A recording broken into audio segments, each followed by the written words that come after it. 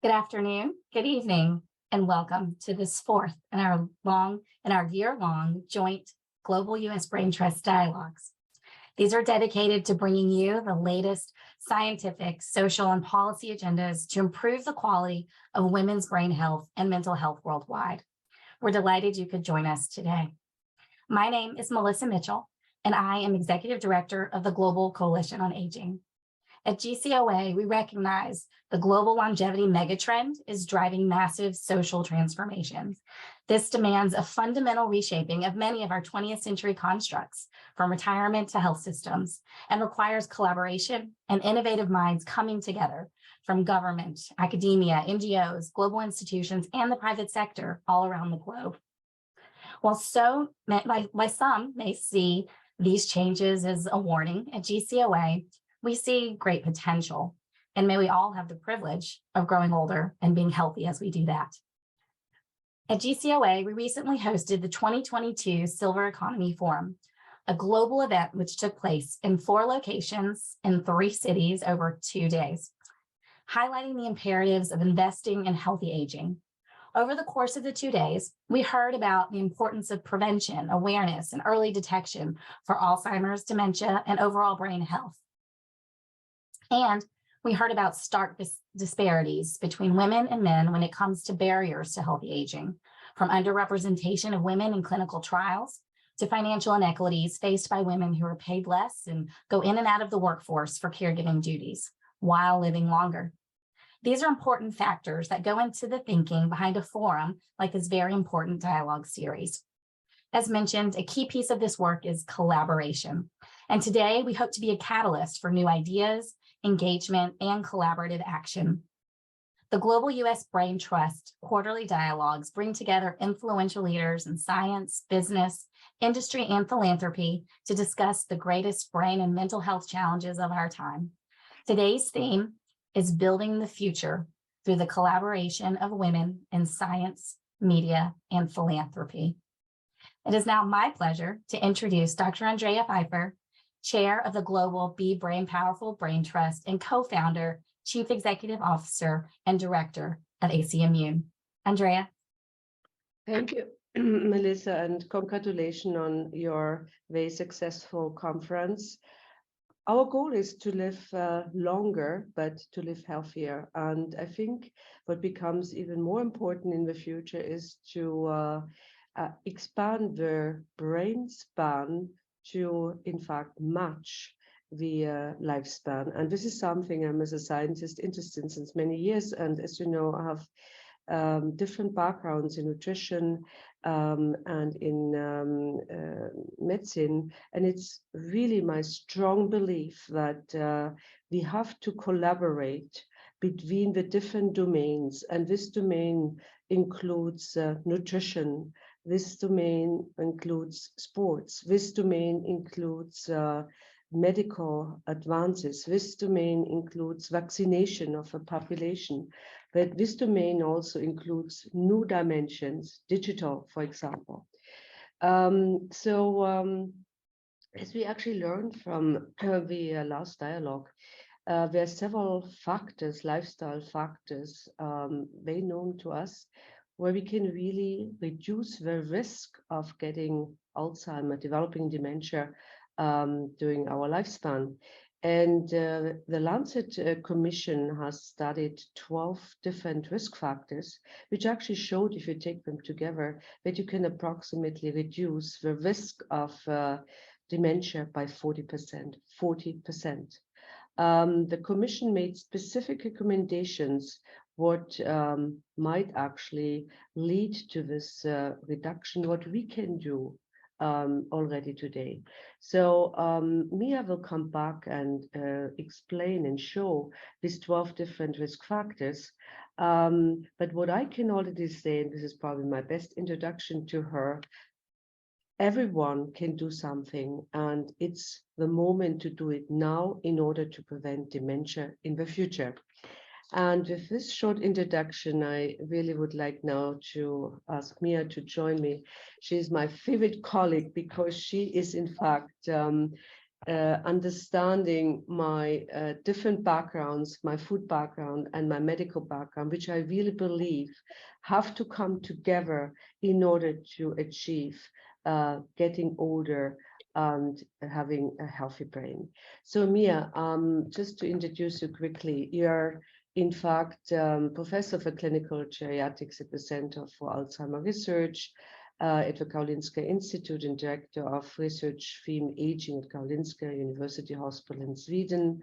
Your work is known around the world, and it's really started with a finger trial, which was a Finnish study, but it's now expanded to the world and will even go beyond what is done today and include actually pharmacological parameters.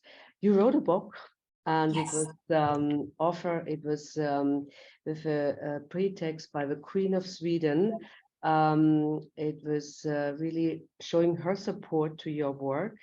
You will speak about the content of this book and come forward with some really practical tips what every one of us can do in order to prevent dementia.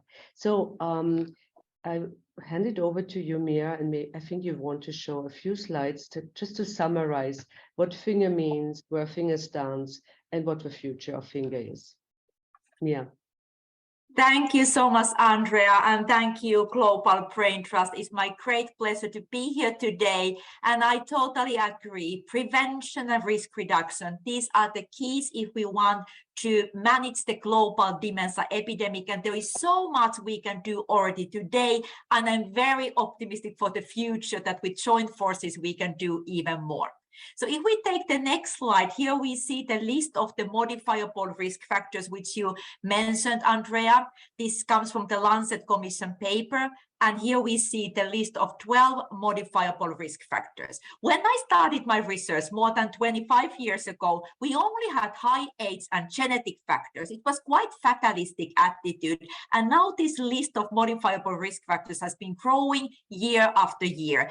And there are not only the vascular metabolic risk factors, which you can see here, of course, diabetes, high blood pressure, physical inactivity, but also some more novel risk factors like hearing loss, social isolation. There are protective factors, physical, mental, social activities. And you also see some risk factors like stress and sleep disturbances, which are quite common and increasing, especially among women. We may come back to that, but many new risk factors as well.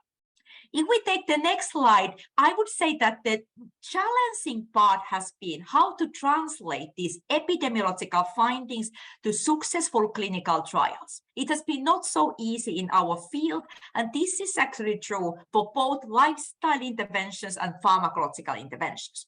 What we did in the finger trial, that was the first randomized controlled trial to really show that if you put together these different risk factors, it is possible to prevent cognitive decline and even improve the memory and different cognitive domains. But what is needed is really packaging all these factors. So it's actually like one hand and 5 fingers, and that's where the finger name comes, or the abbreviation. So it's healthy balanced diet, exercise, cognitive training, social activities, and taking care of all vascular and metabolic risk factors. So it's good to remember, activate all 5 fingers every day, increase the positive things, and try to decrease the negative factors.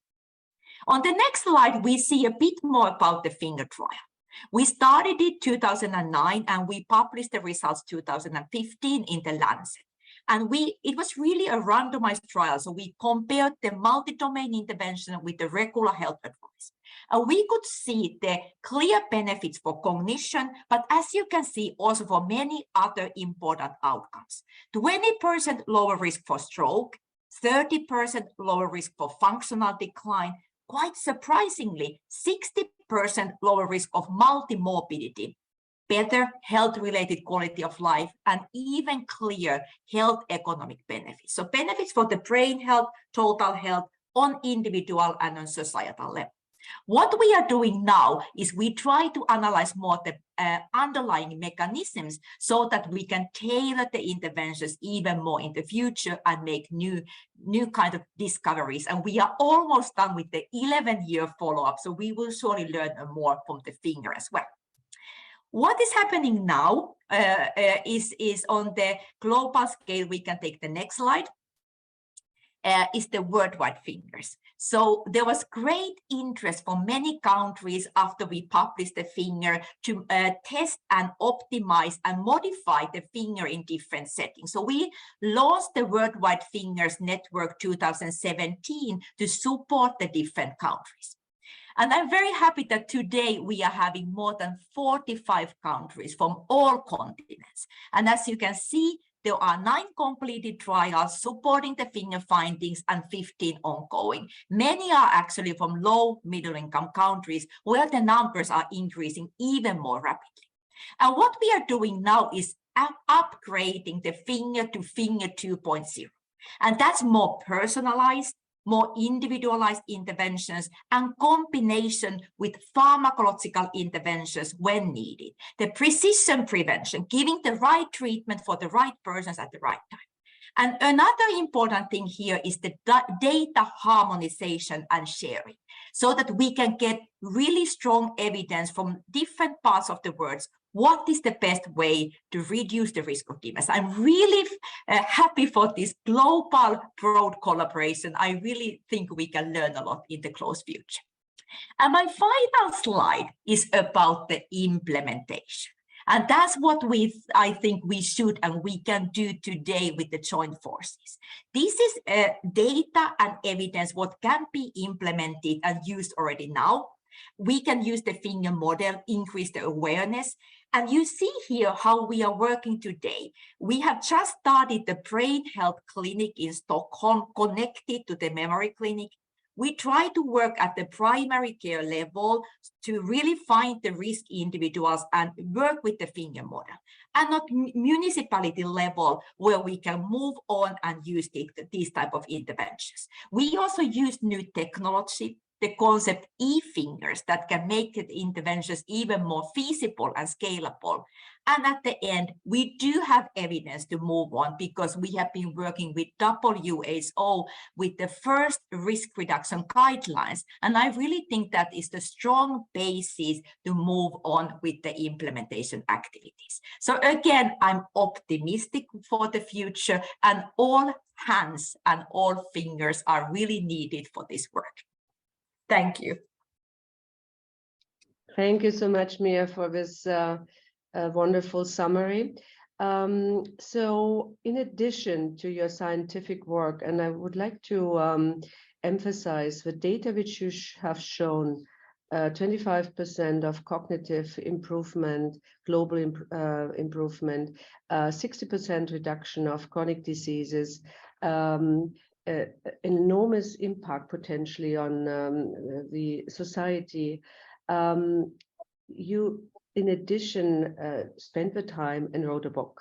And this book I'm showing now, I hope you can see it. And it's called Brain Health at Your Fingertips. And you could actually see the stickers because I studied the content. But what I wanted to ask, and I think what is extremely important for the audience tonight, based on this very solid scientific data with high statistical significance, published in some of the best papers, what is your advice to the audience? What are the sort of takeaways, the 5 most important takeaways from your scientific work, but also from the communication in your book? And maybe even transitioning to Steffi afterwards, how can we as a scientist contribute to making this knowledge available and actually help the public to live a better life and to have a healthier brain for a longer time? That's a good question. And this was also why we wrote this book, Brain Health at Your Fingertips, to really make the evidence-based knowledge more widely available. We have the Lancet publication and some nice scientific publications, but how to disseminate the knowledge so that people really know about that. And we know still that many people think that dementia is part of normal aging, and quite many people think that there is nothing we can do to really reduce the risk. And now we have been able to show that by activating the 5 fingers every day, you can do a lot. So my advice would be, try to think the 5 fingers. What can I do with the healthy diet? With physical activity? We are sitting so much, especially after the pandemic, the amount of time we are spending and sitting, and it has increased. So every step, every activity is good for the brain. Cognitive activity, what kind of things our brains can do, the lifelong learning, I think is important. Social activities, and as part of that is the relaxation and stress management. So brain needs activity, but brain needs some rest and relaxation as well. And then finally, knowing all your values: high blood pressure, cholesterol, glucose, and the weight, knowing them early. So if you take care of all these 5 as early as possible, I normally say it's never too early to start to prevent dementia. Maybe we should start even earlier at the school age. So that would be my advice. Thank you so much. I mean, we come back because, of course, one of my interests is how we can actually combine a healthy lifestyle with medication. And I know that your new interest goes into pharmacological intervention. We come back to that later in the conversation. So for a moment, I thank you very much. And I'm now happy to move to our next topic. And this is really how we can actually communicate as scientists, as a society, the latest accurate health information which is out there, and how we can use the different channels available to us in the best possible way with one goal, which is improve the brain health of the public, but also in particular brain health of women, because as you know, 70% of the Alzheimer's patients are women and 70% of the caregivers are women. So women have a particular exposure. Now joining our conversation is Steffi Czerny, Managing Director of Hubert Burda Media R&D, founder of the DLD Media, co-founder of a DLD conference at Hubert Burda Media, and organizer of the most important social event at the World Economic Forum. Your background, Steffi, is in political science, is in journalism, and I got you to know as somebody who is very curious about the latest development in science. So while digital is sort of starting to interest us, you're already beyond digital. You're already into quantum technology, into solar technology, into astrobiology, always with the idea to connect these different innovations and build the future for society. And your DLD Digital Life Conference, I was so impressed to see all these different people coming together from very different domains and discuss and prepare the future. So in addition, you're quite an established woman, and I know you're one of 100 most influential business women in Germany, and in particular also extremely good friends. So Steffi, welcome. Let me start with your DLD conference and the idea behind it. So you co-founded this Digital Life Design Conference in 2005, really to connect with different domains. Can you give us an overview, an idea why you did it, and what you think why it's so important to us, to the public, to everyone? Thank you, dear Andrea. I'm almost blushing about your kind words, and I'm very honored to speak in this wonderful circle tonight. Today. It's good morning and good evening. We have an international audience, so I'm very ready. You asked me why I founded DLD. DLD stands for Digital Life Design, and if you remember, 2005 was 10 years after the internet started to be a consumer good, a consumer media. And 10 years after the start, it was a little bit, you know, how to say, it was slowing. People say, oh, this internet, we don't know what it's going to do. Many critics, many negative vibes was, and I said, no, digitalization will change our world completely. And let's bring together the people who are changing this world, our world, bring together the most important personalities of this world. So I invited Mark Zuckerberg when he had only 2 million users. I invited the WhatsApp founder. I invited a mix of interesting people who shaped the world along this digitalization. But not only them, I invited politicians. For example, the EU Commissioner Ursula von der Leyen was a regular guest at DLD, or I invited artists because I always think that artists are on the forefront of societal change. They are the seismographs if something is changing. IYY, famous artist, he was 2006 for the first time at DLD. So my goal always was to define who are the forerunners, who are the interesting people whom we have to whom we have to watch what's going on with our world. And now DLD is a well-established conference. And to be honest, I'm not so interested anymore in digitalization because I think it's like electricity. It's everywhere. Now we have to think about what's next. What are the next big revolutions? You mentioned it, Andrea. I think quantum will change our world. I think biotech will change our world.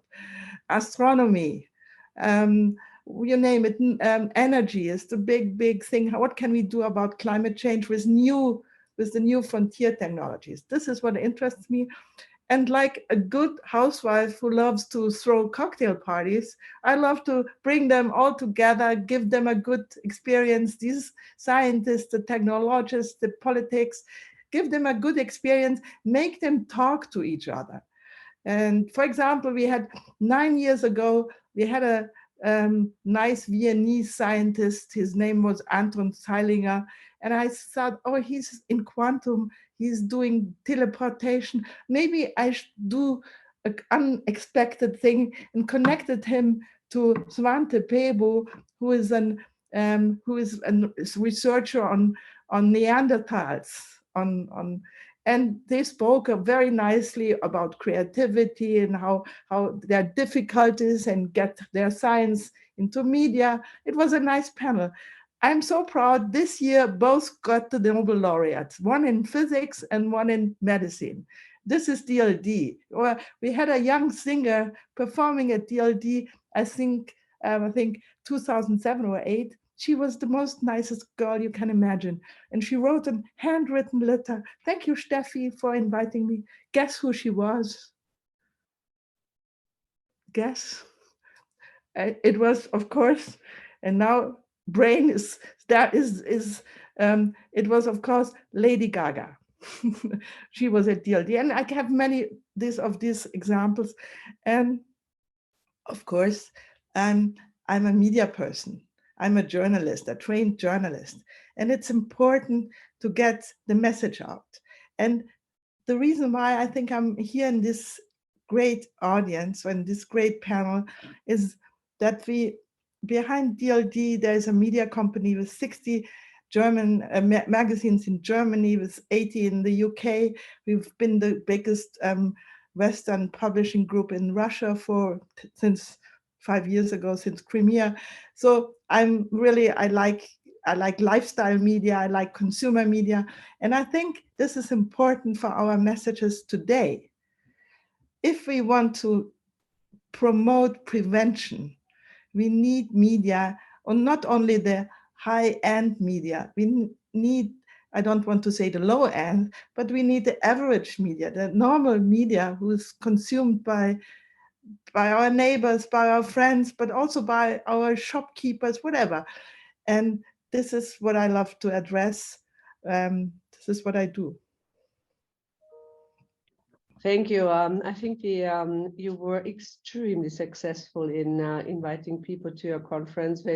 Many of them got the Nobel Prize. I was really impressed. Yes. And before they were before they got the Nobel laureates, they came to DLD. This makes me very proud, you know, to find them before. So I'm very proud, Andrea, that you've been at DLD with your wonderful company. Yeah, you know, I have hopes. Now in our area, Steffi, I think we need to add additional scientific dimensions. For example, today we are starting to be able to diagnose dementia 15 to 20 years before the symptoms really start. We are moving away from imaging to blood markers, etc., etc. We go digital by way.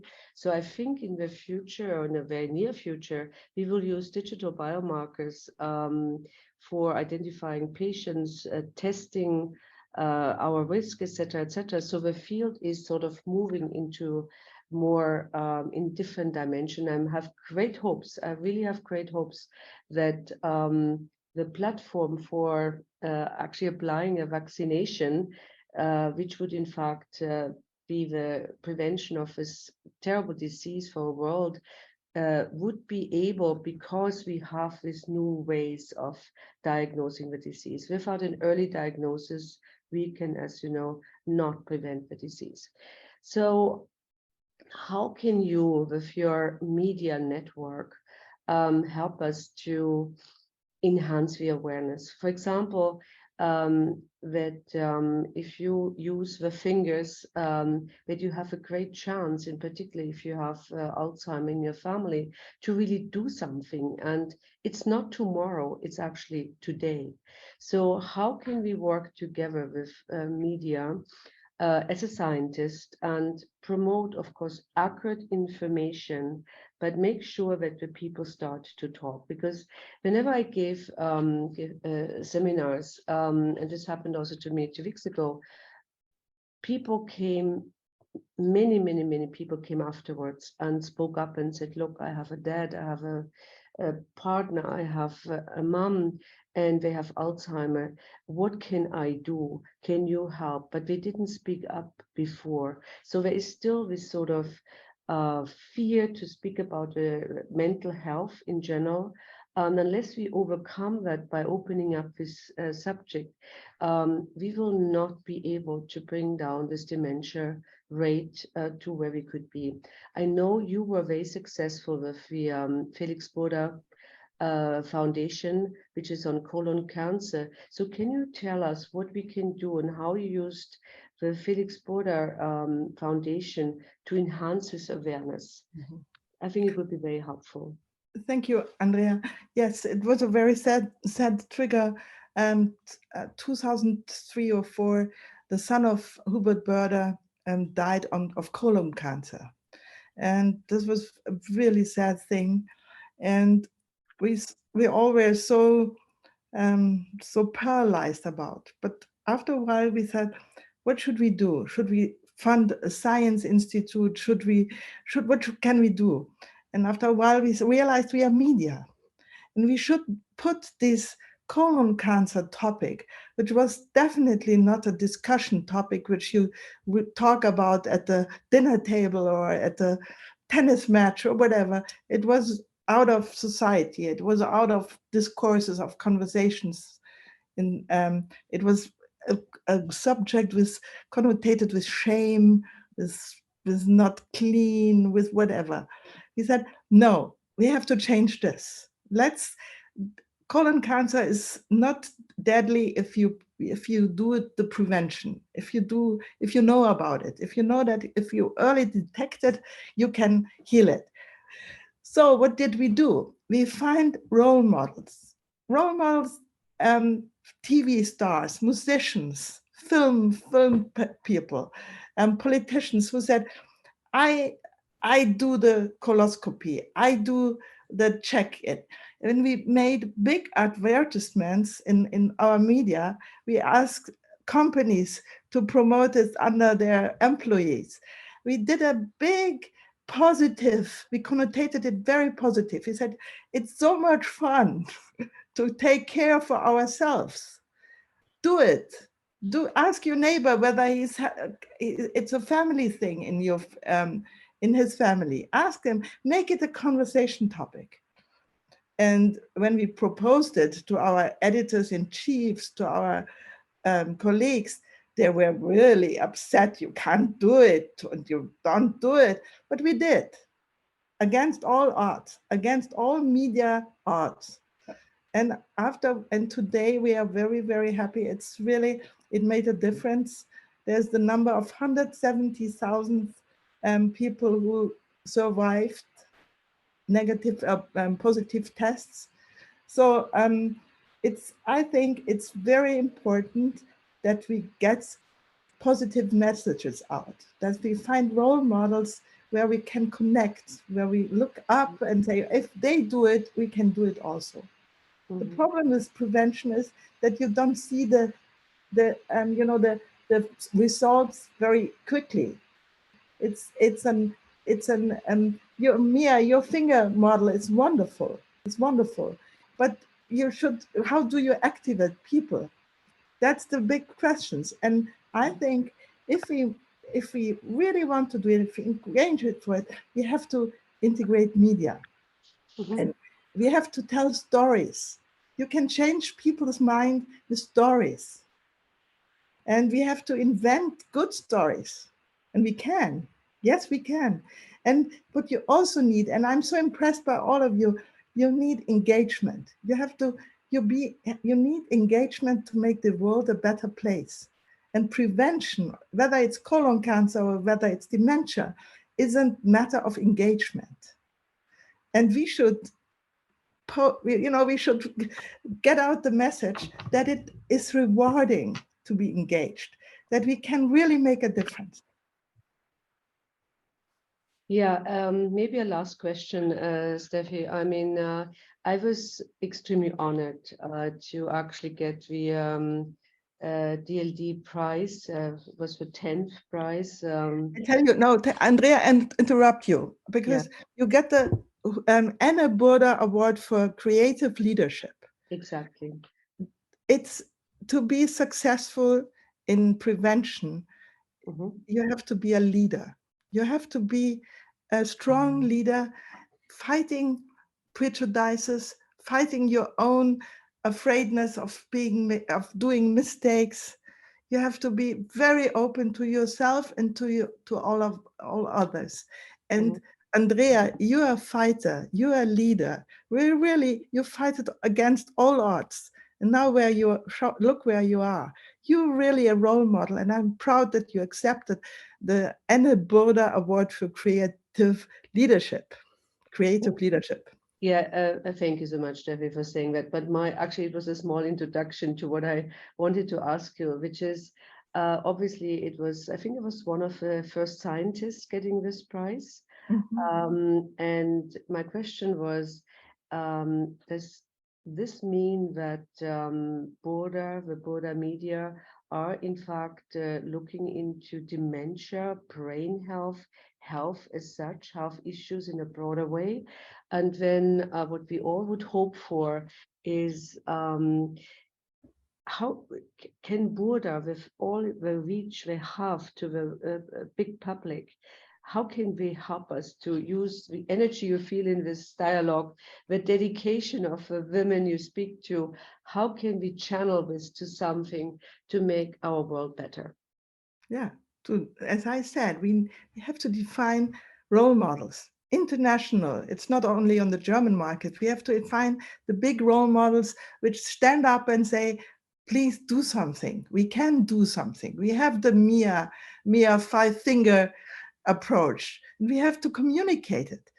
And I'm sure that we can talk about at the World Economic Forum.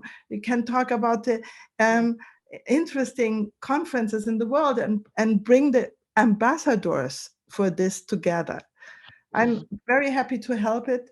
I'm help with it. I'm doing a DLD in Israel in end of January, the DLD in Munich. I'm bringing a big African delegation to Munich. We have to start small, but we have to spread the word internationally. And this is, I think, what we can do together. Super. Thank you so much, Stefan. Just a small after comment. Mia is also now working with the World Economy Forum together. They're doing a partnership in the finger study. So the first sort of... I have an idea. This is what I just, we do, as you mentioned in the beginning, we do a party at the World Economic Forum. Yeah. Why don't we put a handout for and give it away at our party? Mm-hmm. Should we do it? We do it. It's a beginning. All right. That's great. Hands-on, very simple hands-on. We do it and in a nice design. I think beauty is very important. Mm-hmm. Beauty and design and art is a way to get people intrigued, to get them in, to draw them in. And let's do it. Mia, we do an after call. Yeah. Yes. Okay, super. Yeah, thank you so much. I can already see that we are starting to create the future. I'm now handing over the chairmanship to Mara, who will in fact have a dialogue with Lola. I'm extremely happy to have Mara as my vice chairman. She represents the next generation of leadership, although I learned I shouldn't say that. And she is really interested in communicating early on, including children, and bringing forward our subject. Your brain health, women's brain health is important, and we need to protect it. Mara. Exactly. Thank you, Andrea. Well, now that we've looked at the importance of this collaboration between science and media, we thought it would be important to move on to the third arm of building the future of collaboration, which is the role of women in philanthropy. So today it's my pleasure to introduce venture philanthropist and Global BrainTrust member, Lola Nashashibi-Grace. She is the founder of the Middle East Children's Institute, as well as Women in Science Switzerland, that benefits the Center for Integrated Genetics at the University of Lausanne, and a co-founder of the Impact Cancer Foundation, Switzerland. I'm so happy to have you here today, Lola. Thank you. Well, Sorry. No, thank you, Mara, and that was a lovely introduction, but also thank you to Andrea and thank you to Meryl Comer for inviting me to be a part of this panel. I'm truly, truly honored to be with all of you distinguished leaders, and it's really a pleasure to be here today. So yes, I'm very happy to talk about my philanthropy. Fantastic. Thank you so much, Lola. So we've heard you describe yourself as a venture philanthropist. Can you talk a little bit about what that means and your overall philosophy regarding philanthropy? What does it take to be a venture philanthropist? Well, I think Steffi said a lot of it in her talk, because there's a lot of synergies and sort of overlap. But to me, my own definition of venture philanthropy, it's really a combination of entrepreneurship, investment of financial resources, venture capital, and charity. And many people ask, is there even a role for philanthropy in today's world, with a focus on impact investing, with socially responsible investing and ESGs, and focus on environment, social and governance? So why is really philanthropy important? And my answer is, it is critically important now more than ever, because those of us who are philanthropists do not really seek a financial profit. And that's the big difference. We take the risk in an investment that investors are not willing to take. So for that reason, we invest our financial capital, but we also invest our human capital. And my own personal philosophy of philanthropy is based on core human values, which I really believe are the essence of humanity today and the future. And those are the core human values, simple things like gratitude, compassion, empathy, and service, helping others. And I think that all of you would agree that when we help others and those in need, there is no greater reward than from giving from one's heart. And I think I was quoted somewhere to say that I am really motivated through my heart and from my heart and not through profit. So I really believe in that. And similar to starting a company, you know, like any entrepreneur will tell you, what really drives a philanthropist is the passion and the vision and the energy. And that really, that conviction, that strong conviction that drives us every day. You have a brainstorm of an idea and you want to pursue that problem, solve that problem, just like a science researcher will do. You know, I was so impressed, Andrea, when I interviewed you before for the Women in Science, and you said that your passion, your life was to solve this problem of Alzheimer's. And so that I see this over and over again in all the scientists that we support. You know, my epiphany came after 9/11 when I was living in New York and I had just had my 5th child. And all I could see after friends of ours were killed, and all I could see in the media and the news was a world full of hatred, a world full of fear, a world full of violence. And what I could feel in my heart was, what kind of world are we going to leave our children? You know, each one of us has to take action. Each one of us needs to do something, because we can all bring something to the table. And that's really what inspired me to then, you know, work in the Middle East. Being of Arab heritage and being an American, I felt that we had to find ways to bring together, to find our commonalities, and to use women, our experiences as women and mothers, also to solve these problems. I mean, now that you were saying specifically, you know, you were talking about the Women in Science event, and we know that Andrea was your keynote speaker in your 10th annual Women in Science lecture and lunch. I think it's exactly that passion for your philanthropy that, you know, has driven a lot of this. So I want to know why, you know, you sort of set out to achieve. What did you want to achieve with Women in Science? And what have you seen as the biggest impact, you know, in this decade that you've been, you know, creating this event and sort of focusing yourself on pushing women towards science?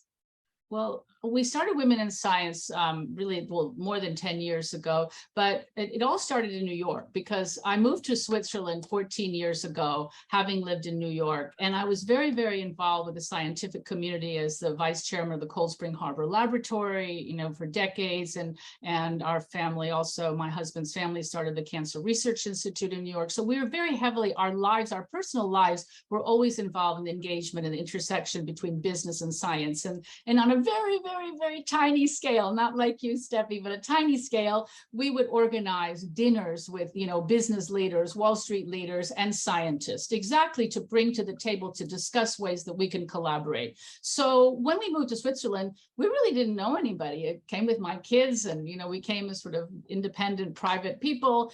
And but we did know 2 amazing scientists who were at the University of Lausanne. One was Nuri Hernandez, who was the director of the Center for Genomics, and the other was Winship Her, who was the head of the School of Biological Sciences. And because we always support communities in which we live, we asked them, what can we do to support you? What research do you need? What do you need as far as, you know, charity? And they said, you know, we're very well funded in Switzerland. We're very fortunate. The government funds us. We're very, very strong in that. But there is a lack of this intersection between the business and the scientific, you know, community, particularly in engaging the kind of dialogues that we were involved with in New York. So we then set up this fund for education in genetics, and it was not an original idea. I don't take credit for it. You know, Rockefeller University has been running a Women in Science for years at Cold Spring Harbor. We started the Women in Partnership for Science. And so I just brought that here. And then the other thing that we do with the Fund for Research and Education is we have a symposium every year where we also bring together, you know, really, you know, world-class scientists in a particular area that give a public lecture. And we also bring members of the business community. But as far as Women in Science, we are, well, the reason for that in particular is to really showcase the work of women scientists, but not just at the highest level, like the Andrea Pfeiffers of the world, or the Melanie Bloch locations of the world. We have, this lecture by a very, very prominent woman scientist, but we also have 16 tables where we have 2 scientists at each table, and we invite all levels. We invite, PhD postdocs to, junior scientists, to senior scientists, and we have a dialogue where the women share their experiences, their research with the women at the table. And so our women, attendees who are leaders in business and philanthropy, learn from latest developments in science, but we also share our own, experiences as women leaders and guide them. And we've also funded, of course, those women scientists who are at sort of the middle level or critical points in their careers to enable them then to go to the next level in a very competitive field. It's amazing the work you do. I mean, I've been able to be at 2 of your conferences already, and I've seen the type of women that you're supporting, the sciences that you're supporting, and the work that you're doing. But I think I want to ask you something that I think is very close to both our hearts. It is this idea of philanthropy and how do we go forward. I know you have 5 children, which I think is amazing with all the work you do and the fact that you've been in finance in the past and that, you've developed so many things. How have you done it to have your children so engaged in social projects? What advice would you give for those who wish to pass their social consciousness and philanthropic spirit onto their children, or those who want to, make this world better, but aren't quite sure, how to begin? What would be your best suggestion? Well, it's very simple. I think it starts with values, right? And lead by example. I think, very clearly, we need to express our own values, our family values to our children, and then just, bring them along. I mean, I was introduced to philanthropy as a young girl growing up in South America. My mother would take me to the favelas in Brazil. My mother would take me to the orphanages in Costa Rica. And so that was my example. She was also very actively engaged with the Arab community when they were living in San Francisco as an activist. And so again, I learned from my mom, and I've done the same thing with my kids. I just bring them along, whether it's going to Bosnia, whether it's going to visit, the widows of Srebrenica, whether it's taking them to the Middle East, to war zones. I just drag them along.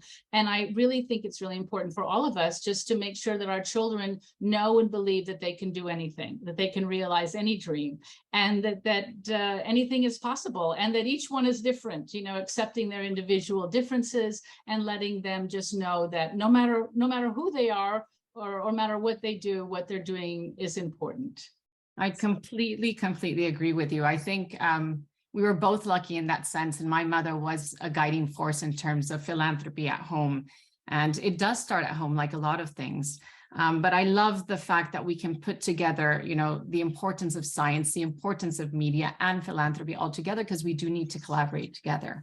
So thank you, Lola, for your insights and leadership in this field. I've enjoyed having you here today, and I so appreciate. I do want to say about the digital therapy, though. You can ask me about MECI. Do I have a minute to talk about that? You may. Okay, so the charity that's really the philanthropy that's closest to my heart is the work that we've been doing in the Middle East. And for 15 years ago, we started working in a rural village in Palestine with children who were severely suffering from trauma, school absenteeism, and also from anemia and malnutrition. So we ended up working with the local community, and we developed what we call the child-centered community development model, which is based on education, using sports, arts, music, and psychosocial therapy, but also working with local village women, setting them up as entrepreneurs in a nutritious health program and community service. So all of that, fast forward to 15 years, we have now expanded to 147 schools, working with 30,000 children in Jordan and in Palestine. But more importantly, now as we look towards the future, we are very interested in mental health and the mental health crisis. And we have been talking about technology.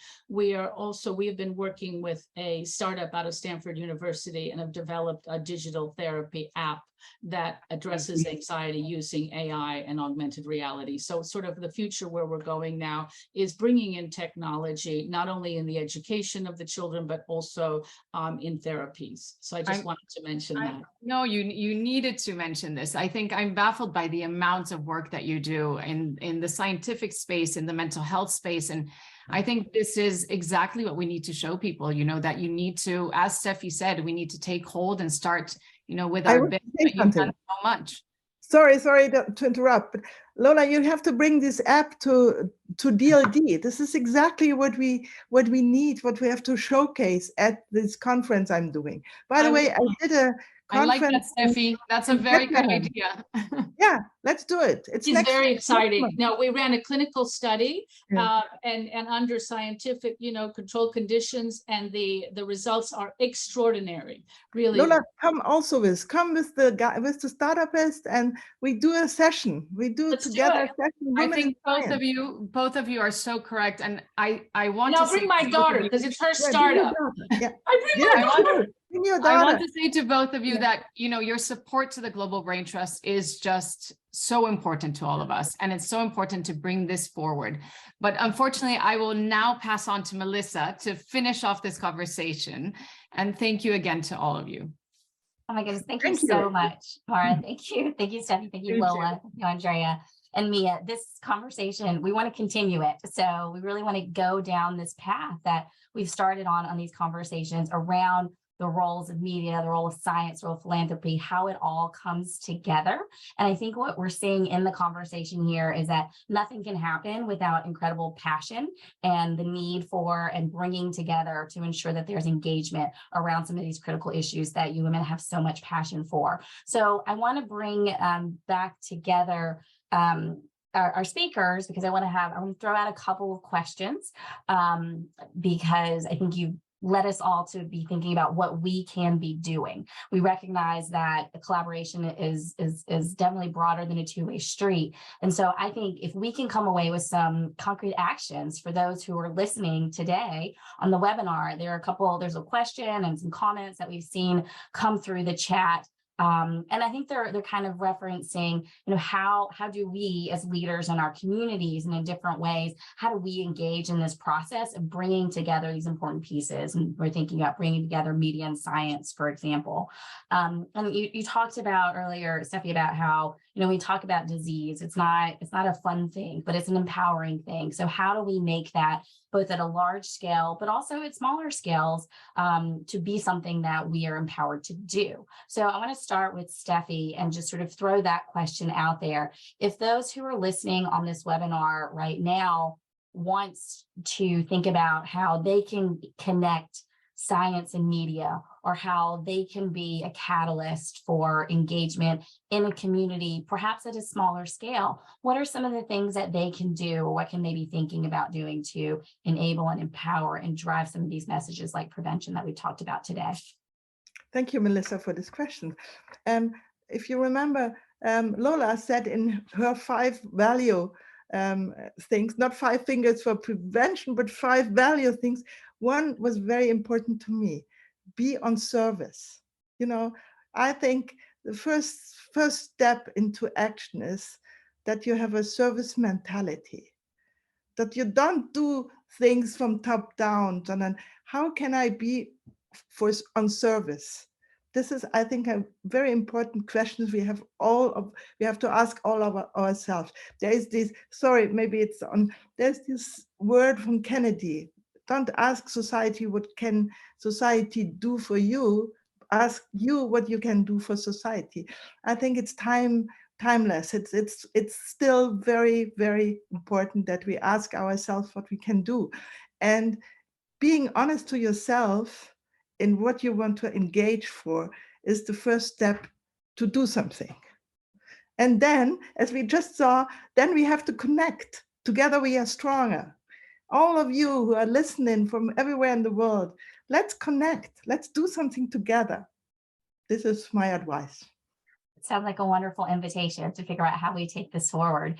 And I think I want to I'd love to throw the question out for Lola and Mia to give their thoughts on that as well. how do we take it forward? How do we activate within our own communities, understanding that we have so many women leaders here who are doing their day jobs, who are taking care of their families, and how do you fit that into what we do just as normal people?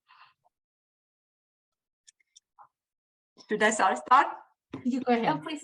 Yeah, okay, perfect. I have so many ideas after this meeting, and I think, Steffi, you said it already. It's important to get the message out. We have the scientific model. We could maybe use the finger model somehow, because we have it's a randomized trial, it's evidence-based, is the brain health, is the prevention, how to make it something positive. So it's hope linked to the action. And we could use the finger model because it's something practical. All hands and all fingers are needed. We all can do something. And as say, starting early, you can adapt that model to different phases in your life. In the future, we maybe have 10 fingers because we are learning more, and we can visualize it. We can add the vaccines, we can add the medications. So I think we need just to make the story out and make something positive, something that people want to hear, because I think there are still the stigma. It's not always so easy to talk about memory problems, but I think this part, as said, a hope linked to action and making something that can empower the people is there. So with joint forces, I think we can do a lot. My part as a researcher, I always want what we can share that's evidence-based. And that's what we try to do in the Worldwide Fingers, finding models that are feasible and that are scalable globally, also in low middle income countries. So I see actually many ways what we could do in the future. Thank you for inviting me to be here today. And I just want to add that it takes a community to do things. As Steffi said, we can't do anything on our own. And when you have your passion and you have your vision and you know that you're doing something from your heart because it really, really means something to you, wonderful people will come in your way. And if it's this community bringing together all these wonderful people from the BrainTrust, it's just community that really makes it happen. Just one thing to add, I got just today and this week, I have been getting emails from India, from Nepal, from many countries who want to do the thing. So I think there is so great interest if we can just do this with joint forces. So it's really. But how do we do it? How do we get together in real time? How you have to, Melissa and Andrea, you have to connect us, and we have to get along from now on. I'm in Switzerland, so I can easily come to Germany. Yeah, please come. Please write down 12 to 14th January. You my guest. I'm looking. You bring your daughter. We show the app. Let's do a Women in Science. Andrea, you come. If you have time here on the way, we shuttle to Davos.